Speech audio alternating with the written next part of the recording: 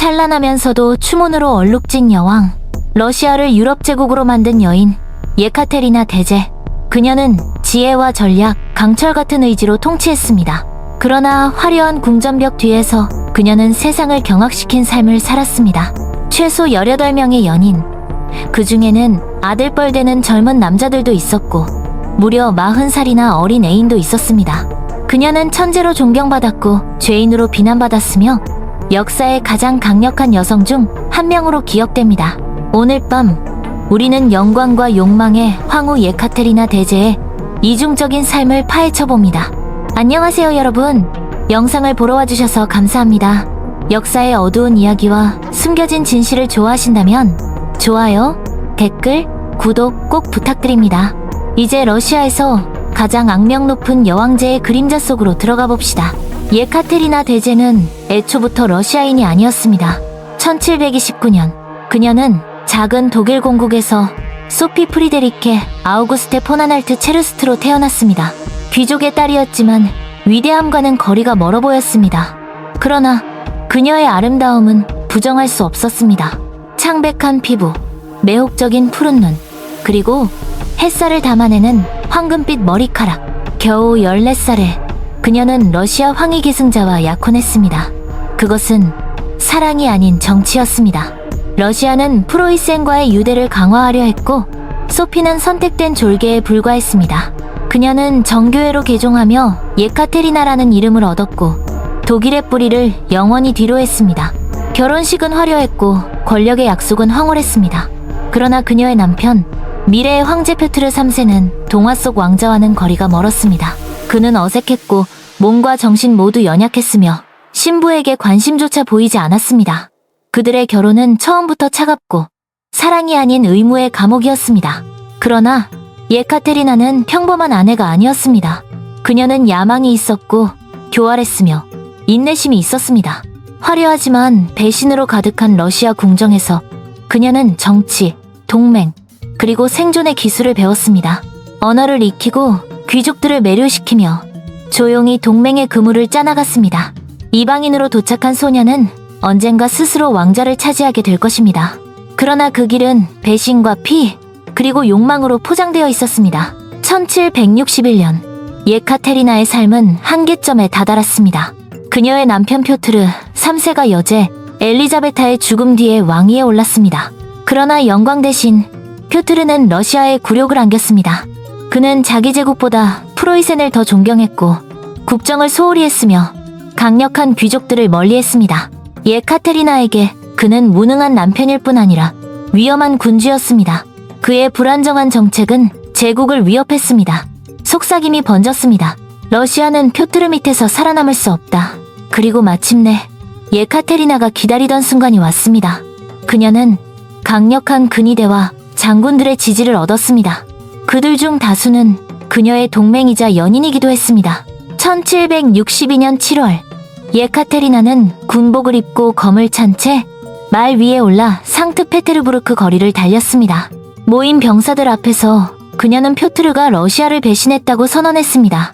군대는 차르가 아닌 그녀에게 충성을 외쳤습니다. 표트르 3세는 퇴위를 강요당했습니다. 며칠 후 그는 체포되어 의문의 죽음을 맞이했습니다. 많은 이들이 예카테리나가 그의 죽음을 명령했다고 믿었습니다. 그녀가 직접 칼을 쥐었는지는 알 수 없으나 남편의 피가 그녀의 왕자를 열었습니다. 이렇게 해서 예카테리나는 러시아의 여왕제가 되었습니다. 더 이상 이방인이 아니었고 더 이상 그림자 속 아내도 아니었습니다. 이제 그녀는 유럽에서 가장 강력한 여인이었습니다. 그러나 왕관 뒤에는 배신과 살인의 속삭임이 따라다녔습니다. 그림자는 그녀의 통치를 영원히 괴롭혔습니다. 여왕제로서 예카테리나는 탁월하게 통치했지만 사생활에서는 유럽을 충격에 빠뜨린 열정을 즐겼습니다. 15살 때부터 67살에 죽을 때까지 그녀는 최소 18명의 연인을 두었다고 전해집니다. 병사, 귀족, 예술가, 심지어 그녀보다 40살이나 어린 남자들까지 모두 그녀의 침실로 들어갔습니다. 첫 번째 큰 연애는 세르게이 살티코프, 백작이었습니다. 예카테리나는 이를 숨기지 않았고 심지어 자신의 아들, 미래의 차르파벨 1세가 남편 표트르의 아이가 아니라 살티코프의 아이라고 주장했습니다. 닮았는지 여부는 유럽 전역의 궁정에서 스캔들이 되었습니다. 그 다음 유명한 연인은 대담한 장교 그리골리 오를로프였습니다. 그는 그녀가 왕좌를 차지하도록 도운 인물로 두 사람은 아들 알렉세이 보브린스키를 두었습니다. 오를로프는 부와 자기를 받았지만 사랑은 결국 다른 곳으로 향했습니다. 폴란드의 잘생긴 귀족 스타니스와프 포니아토프스키도 있었습니다. 예카테리나는 그를 너무나 사랑하여 그를 폴란드 국왕으로 즉위시켰습니다. 그녀는 그에게 몸뿐만 아니라 정치적 권력까지 내어주었고 두 사람 사이에는 딸 안나가 태어났습니다. 그러나 그녀의 침실은 왕과 백작들만을 위한 것이 아니었습니다. 자바도프스키, 조리치, 예르몰로프 같은 젊은 남자들도 잠시 스쳐갔습니다. 그리고 그녀의 마지막 큰 연인이자 가장 유명한 총애자는 무려 40살이나 어렸던 플라톤 주보프였습니다. 예카테리나는 연인을 함부로 고르지 않았다고 전해집니다. 후보들은 그녀의 전담의사에게 검진을 받아야 했습니다. 건강, 체력, 심지어 능력까지 점검했습니다. 그 기준을 충족해야만 황후의 연인이 될 수 있었습니다. 그녀의 후한 보상은 전설적이었습니다. 그녀는 연인들에게 영지와 자귀, 막대한 부를 내렸습니다. 하지만 왕좌에 대한 권력은 결코 주지 않았습니다. 예카테리나는 침대는 나눴지만 왕과는 결코 나누지 않았습니다. 어떤 이들에게 그녀는 열정의 여신이었고 또 다른 이들에게는 춤은 가득한 방탕녀였습니다. 하지만 한 가지는 분명했습니다. 사랑과 권력을 동시에 휘두른 여인은 역사상 예카테리나 대제를 따라올 자가 없다는 것입니다. 1796년 11월 예카테리나 대제의 통치는 갑작스럽게 끝났습니다.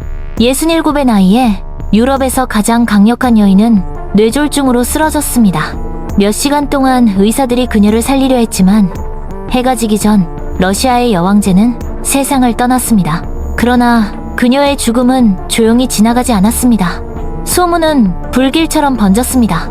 어떤 이들은 그녀가 추문스러운 행위 도중 죽었다고 속삭였고 또 다른 이들은 적들에게 암살당했다고 믿었습니다.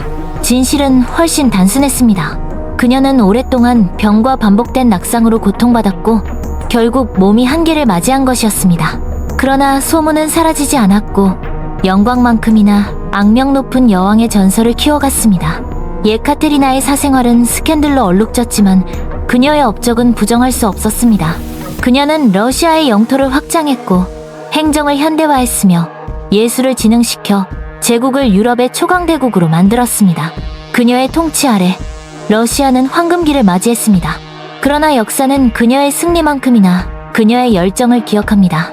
18명의 연인, 과인과 추문으로 가득 찬 궁정, 통치자이자 동시에 유혹자였던 여인. 어떤 이들에게 그녀는 러시아를 위대하게 만든 계몽적 여왕제 예카테리나 대제였습니다. 또 다른 이들에게 그녀는 세상을 충격에 빠뜨린 방탕한 여왕이었습니다. 진실은 그녀는 그 두 가지 모두였습니다. 그리고 바로 그 때문에 그녀의 전설은 오늘까지 이어지는 것입니다. 이렇게 해서 예카테리나 대제의 이야기가 끝났습니다. 빛과 추문, 그리고 꺼지지 않는 욕망의 여왕제. 여러분은 어떻게 생각하시나요? 그녀는 위대한 통치자였을까요? 아니면 방탕한 여왕이었을까요?